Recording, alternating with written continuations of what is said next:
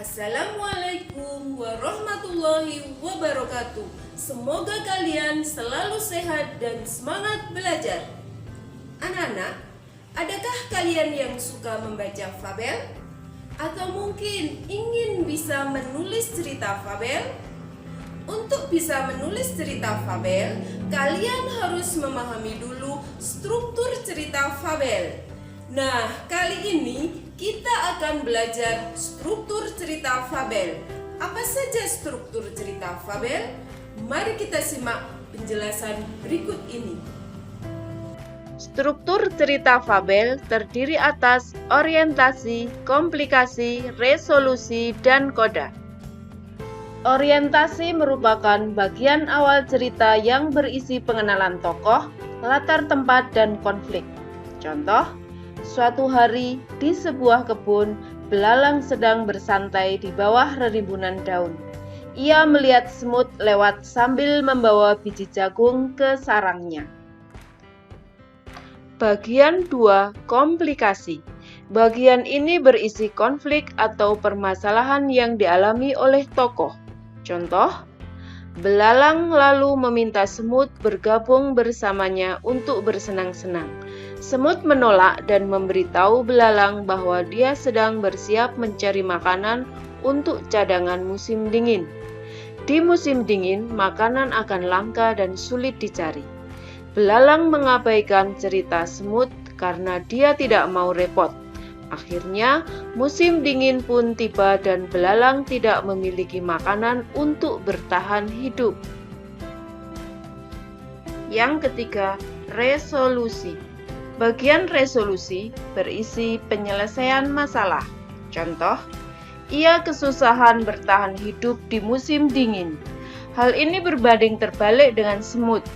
Di musim dingin, semut justru sedang menikmati jagung dalam kehangatan di sarangnya.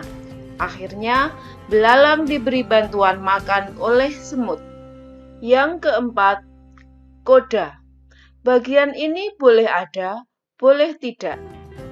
Bagian koda merupakan bagian terakhir fabel yang berisi perubahan yang terjadi pada tokoh dan pelajaran yang dapat dipetik dari cerita tersebut.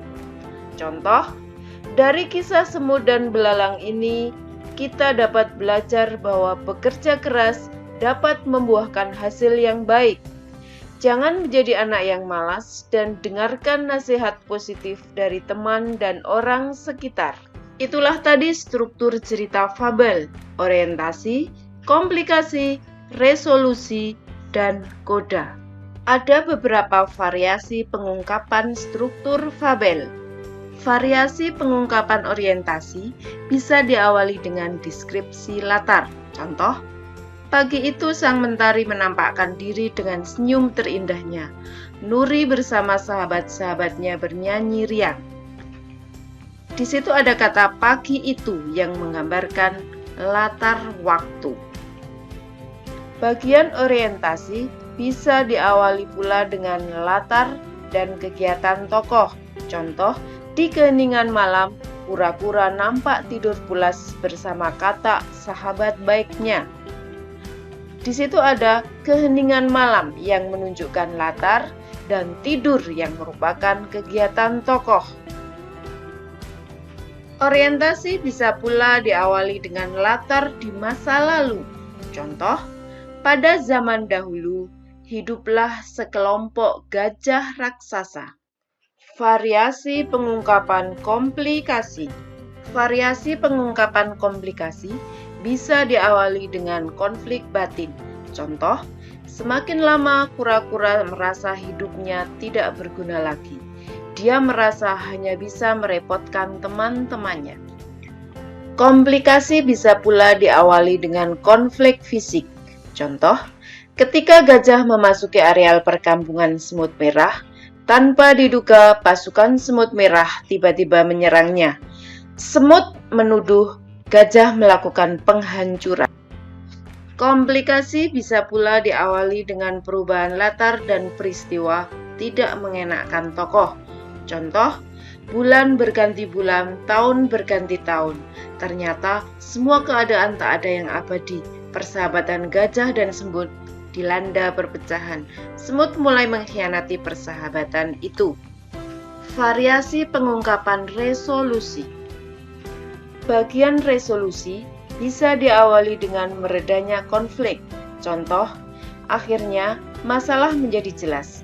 Tak ada salah paham lagi di antara kelompok gajah dan semut. Selain itu, resolusi juga bisa diawali dengan dialog yang menandakan amannya keadaan. Contoh, sejak itu kancil menjadi binatang yang sangat baik. Ia tidak lagi berbuat iseng seperti yang pernah ia lakukan pada beruang dan binatang-binatang yang lainnya. Variasi pengungkapan koda. Variasi pengungkapan koda dapat berupa pernyataan penulis tentang pelajaran dari fabel.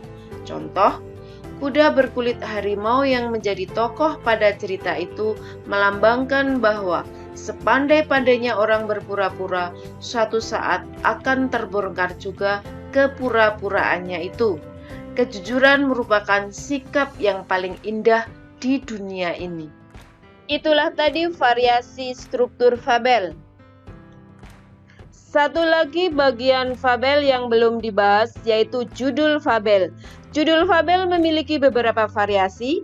Pertama, berdasarkan nama tokoh. Contoh, Kancil dan Tikus.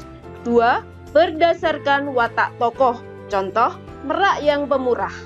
Ketiga, berdasarkan tema cerita. Contoh, Semua Istimewa. Anak-anak, itulah tadi struktur cerita fabel. Semoga bisa menambah ilmu kalian. Sampai bertemu lagi pada pertemuan berikutnya pada materi ciri kebahasaan cerita fabel. Wassalamualaikum warahmatullahi wabarakatuh.